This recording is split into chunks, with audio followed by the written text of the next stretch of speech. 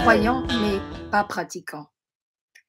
Oh bah oui, oui, oui, oh bah, non, non, non, je vais à l'église, oh waouh, je vais à l'église une fois l'an là pour Pâques.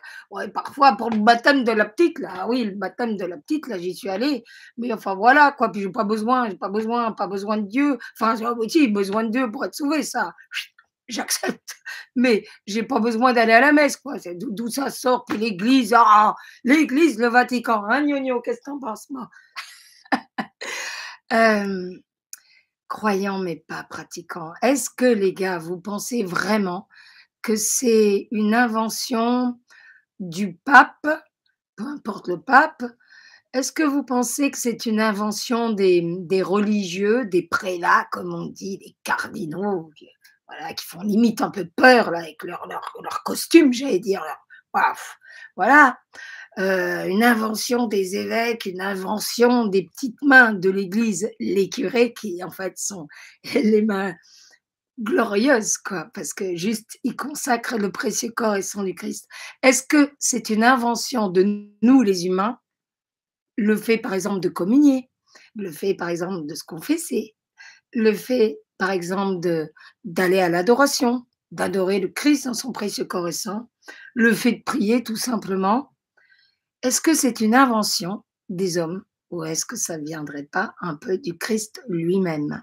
Quand on aime une personne, on a envie de la visiter. Un monsieur qui se marierait avec une petite dame et qui lui dirait: «Je t'aime, mais en gros je te pratique pas, on fait chambre à part et on se voit même pas, tiens, on se voit qu'une fois par semaine autour du gigot, dominical». Il y aurait comme un petit problème quoi, je veux dire. Est-ce qu'il aime? Tout simplement. Bah, avec Jésus, c'est pareil. Croyant, mais non pratiquant, ça veut dire en gros, quand Jésus te donne un rendez-vous amoureux tous les dimanches à la messe, et pas que le dimanche, en semaine aussi, j'en sais quelque chose. Euh, il te donne un rendez-vous amoureux avec son précieux corps et sang, l'Eucharistie qui est là à la messe. Ça peut pas être chez toi. Chez toi, je suis d'accord. Tu peux prier, tu peux faire ci, tu peux faire ça, tu peux lire les textes et tout ça. Mais par contre, l'Eucharistie, les gars, ça se passe qu'à l'église. C'est tout, ça s'arrête là. On démarre sur du lourd. La Sainte Eucharistie, le précieux corps, sang, âme et divinité de notre Seigneur Jésus-Christ. La Sainte Eucharistie. La communion, les gars.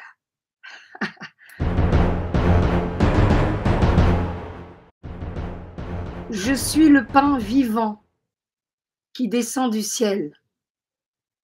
Celui qui mangera de ce pain vivra pour l'éternité. Et le pain que je donnerai, c'est ma chair, donnée pour que le monde ait la vie. Ça ne s'arrête pas là, rassurez-vous. Il en rajoute une couche, le beau juif. En vérité, je vous le dis, si vous ne mangez pas la chair du Fils de l'homme, donc lui, et si vous ne buvez pas son sang, vous n'aurez pas en vous la vie. Hein, vous n'aurez pas en vous la vie.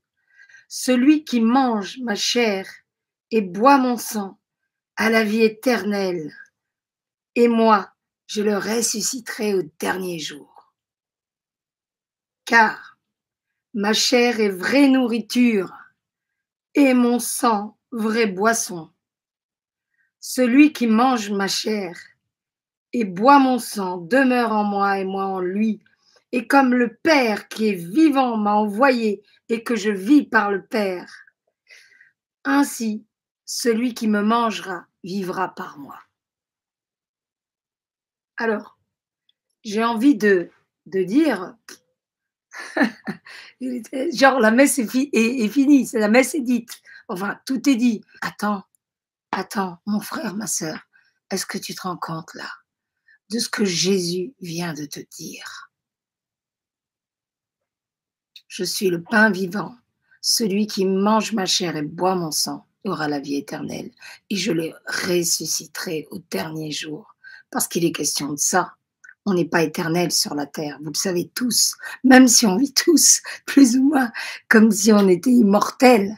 Même moi, je dis, enfin, on s'est tous débordés, alors qu'en fait, nos 3 petites tours et puis s'en vont sur la terre sont uniquement liées à notre éternité, à notre choix. Nous sommes là pour choisir soit Dieu ou soit le néant en vrai, parce qu'il est question que de ça.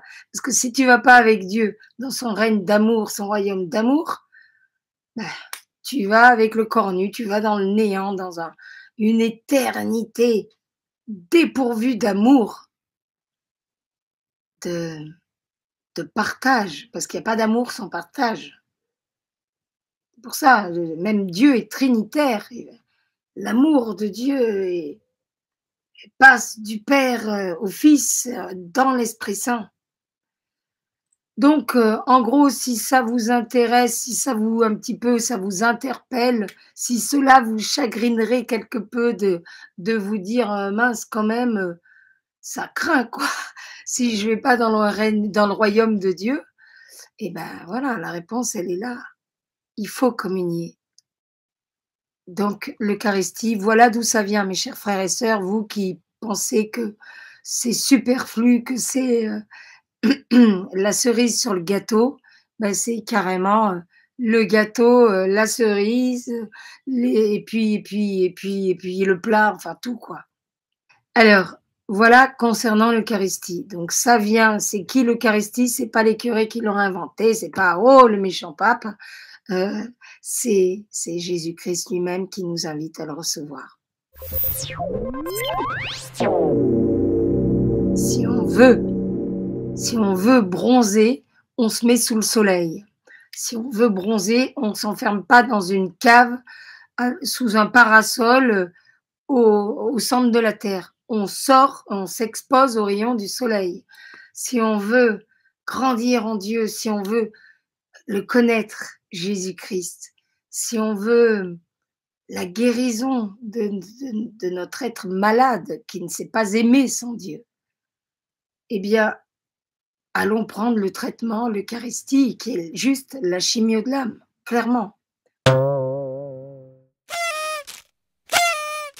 J'ai pas besoin de passer par un prêtre, c'est quoi ces conneries? Bah, tu vois, frère, sœur, toi qui penses ça, c'est pas des conneries, c'est Jésus, ça vient de Jésus. Alors maintenant, à toi de te mettre en vérité devant Dieu. Parce que là, c'est Jésus qui parle de l'Eucharistie, c'est Jésus qui parle de la confession.